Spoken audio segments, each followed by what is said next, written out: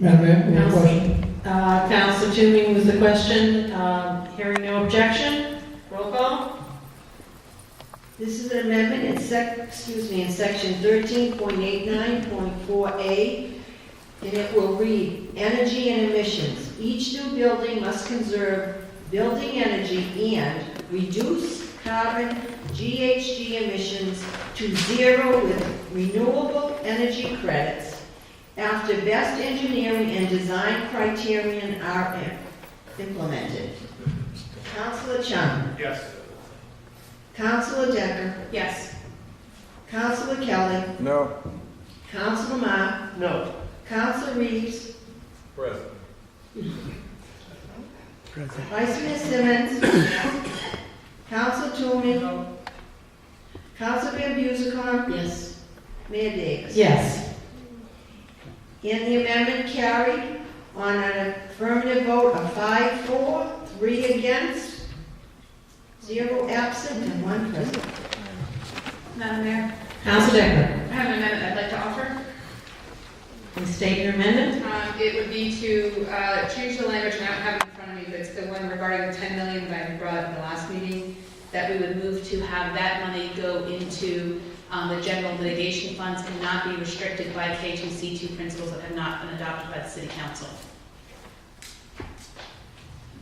Pleasure of the council. The question has been moved. Hearing no objection. Roll call.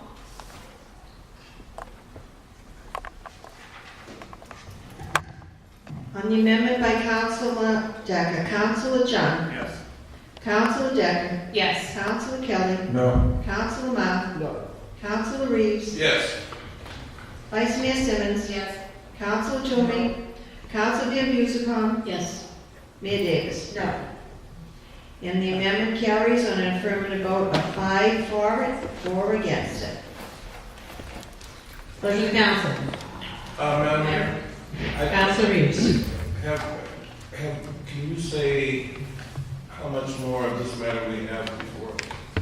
As far as I know, there are no other amendments, but I don't know if there I have. did want to say this.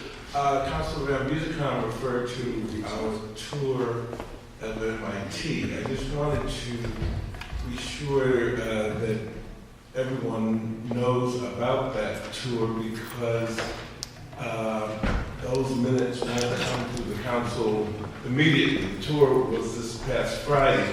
I chair the University Relations Subcommittee, which in this term has determined that we would physically, as a committee, visit all of the college and university campuses in the city. So we had already visited Harvard, and we visited Lesley College, and we had MIT and Cambridge College to do. And the date long previously scheduled for this visit to MIT was this past Friday, and we spent the day literally. We left here after 10, and we're there well into 5 o'clock. A total of 5 councils were able to attend along with members of the administration, and we had a most extensive look into, I was going to say, the real belly of MIT, and also were informed very much about what is at the heart and soul of MIT by a group of academics, Professor Corey, also the professor who runs the Science Festival, spent most of the day with us as we went from the Sloan School and reviewed their new building and met the dean there, and then walked back over to the Media Lab and was introduced to the awe-inspiring work there. And then we went over to the Koch Cancer Center, and we had lunch in the window in that 300-foot expanse that we were able to speak at length about sitting in it. And then we went upstairs in the Koch and spoke and heard about how the engineers and the scientists are occupying the same floor but different ends. And then we had a most fascinating visit to the McGovern Institute, which also houses two other on the brain. And there we were just really immersed in some of the cutting edge work that's being done about Alzheimer's and about autism. And the net takeaway of the day is that, speaking for myself, I thought I knew a fair amount about MIT. I was a mid-career fellow there for a year, but I must say that the relationship to the future of the world at MIT is something I am now able to comprehend better. So I wouldn't say that anything in my mind changed, except that I have a lot more information upon which to draw about what goes on at the Institute.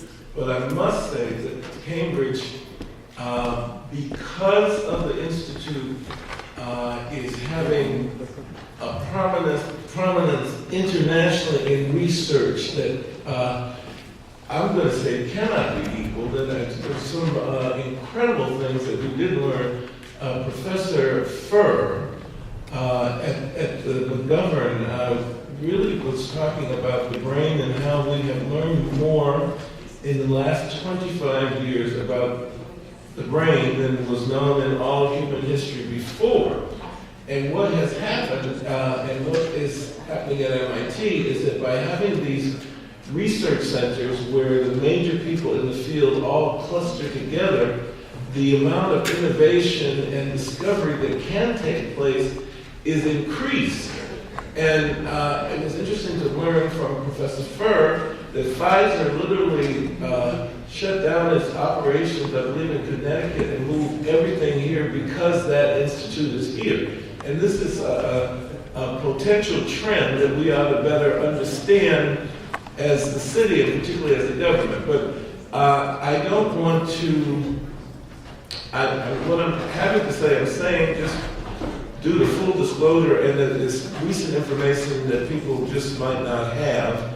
And we will have minutes of this visit, but it was quite an extraordinary thing to discover some more about the discoveries which are going on at the Institute. And I've never been more proud of what Cambridge is and what is within our city limits. And I also was quite taken aback by how different our two institutions really, really are, because one institution is really involved in the invention of the future on a minute-by-minute basis in a way that is astounding. I'll put it that way. So that was an info update on the minutes. Madam Chair? Councilor Decker? Simmons. Councilor Simmons. Vice Mayor Simmons. Thank you. Very briefly, I just wanted to just acknowledge the fact that Councilor Mara has done an extraordinary job as the chair. I know that we've asked for several other meetings. He did that so we have opportunity to discuss this very important decision we're about to make. When I first saw the petition, I wasn't at all pleased with it because, as I said then and I'll say now, that I don't see Kendall Square as MIT. I see it as MIT and Kendall Square is in the city of Cambridge. I do want to acknowledge, because I think it's important, that the Cherry Street lot will come to the city and the language has been changed, because I was not satisfied with the language as it was, something to the effect that 3 months after the city asked and then we get it 3 months later. I was not satisfied with that, and I do appreciate seeing that the lot will come to the city immediately, as well as the housing, although the language is not as strong as I wanted it to be. I wanted the housing to come as soon as, if any commercial building was built or as any ground was broken, I wanted the ground on housing to be broken simultaneously. That was important to me because I did not want to see the housing not be built. In addition, I was pleased to see the part around the job training, the commitment to union jobs. I had said that very early on. The ground floor retail, I think, it still remains weak. The housing and open space, again, there's been some movement on it, and I say this because I do want to commend the work the council has done, and I want to commend MIT for at least listening to us. Now, having said that, there are some reservations I still have, and my vote will reflect that. Madam Chair. Thank you, Vice Mayor Simmons. I,